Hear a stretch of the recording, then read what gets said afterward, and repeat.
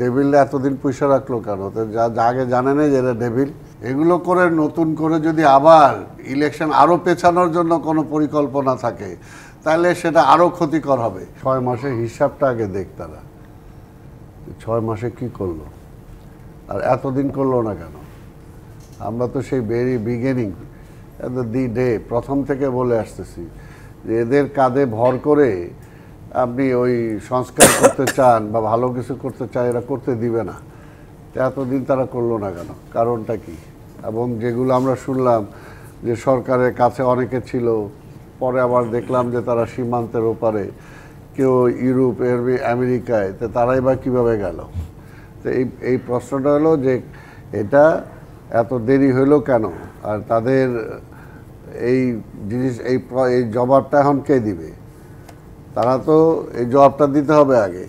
Devil বুঝলাম, তো devil এতদিন পয়সা রাখলো কেন? তো যা আগে জানে না যে এরা ডেভিল, তো ডেভিলের সাথে কি কথাবার্তা কি হয়েছে? আর এখন যতই এগুলো এখন হবে, যতই হবে ততই প্রশ্ন আসবে যে এখন তাহলে কারা ডেভিল, এর মধ্যে লিস্টেড কারা আছে। তার মানে কি আব্দুল সালাম আপনারা মনে করছেন যে এই 6 মাসের মাঝে বেশ কিছু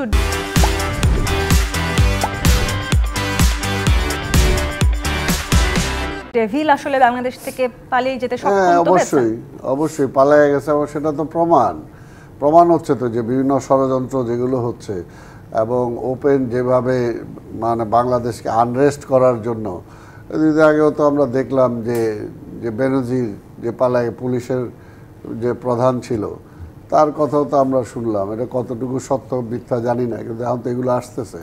তো বিষয়টা হলো যে এগুলোকে সরকার এতদিন ঢিমাতালে এগুলো নিল কেন? সরকার এতদিন ঢিলাতালে নিল কেন? আরেকটা হলো যে এখন আরেকটা বলতেছি, কয়েকদিন ধরে বলতেছি, এখনো হচ্ছে না, যে একটা মামলাও এখন পর্যন্ত শুরু হইল না। একটা মামলাও না, 6 মাস অতিক্রান্ত হয়ে গেছে, একটা মামলা হইল না। কি কারণে? তাহলে এই যে সরকারের বেতন নিতেছে, এই যে বিভিন্ন ধরনের আইনজীবীদেরকে পুষতেছে, ওই দায়িত্ব দিতেছে, কিসের জন্য এগুলো?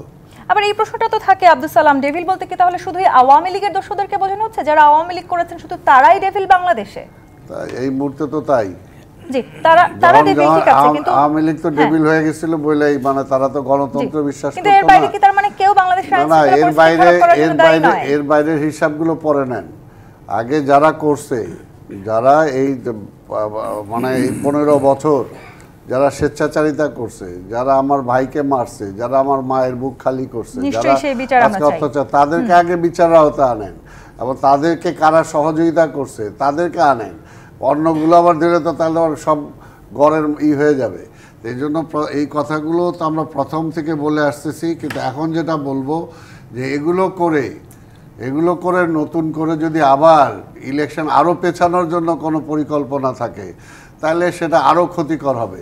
এখন যদি মনে হয় যেগুলো আমরা দেখালাম যে না পরিস্থিতি ঠিক নাই, এখন ইলেকশন দেওয়া যাবে না, তো পরিস্থিতি ঠিক নাই কেন? এই জন্য বললাম তো আগে 6 মাসের জবাব আপনি দেন। এই 6 মাসের মধ্যে আপনি যেটা বললাম যে আপনি কেন একটা বিচার শুরু করতে পারলেন না? কেন এই ডেভিলদের ব্যাপারে সেই সময় আপনি ব্যবস্থা গ্রহণ করলেন না? তাদেরকে ধরার জন্য করলেন না? তো সেই বিষয়গুলো তো আপনার এই 6 মাসেই ক্লিয়ার হয়ে যাওয়া উচিত ছিল। 6 মাস পরে কেন করতেছেন? কাজে এখন আমরা বলবো যে আর কোনো বিষয় এই সরকার যদি আরও সময় দীর্ঘায়িত করার জন্য কোনো পরিকল্পনা করে তাহলে সেই পরিকল্পনা থেকে তাদেরকে দূরে থাকতে বলবো। এখন যেহেতু তারা সেগুলো পাচ্ছে না, এখন সময় অনেক হয়েছে, যত তাড়াতাড়ি সম্ভব তারা কি করতে চায় সেটা করে ইমিডিয়েট যাতে একটা ফেয়ার ইলেকশন করা যায় সেই ব্যবস্থাটা করা।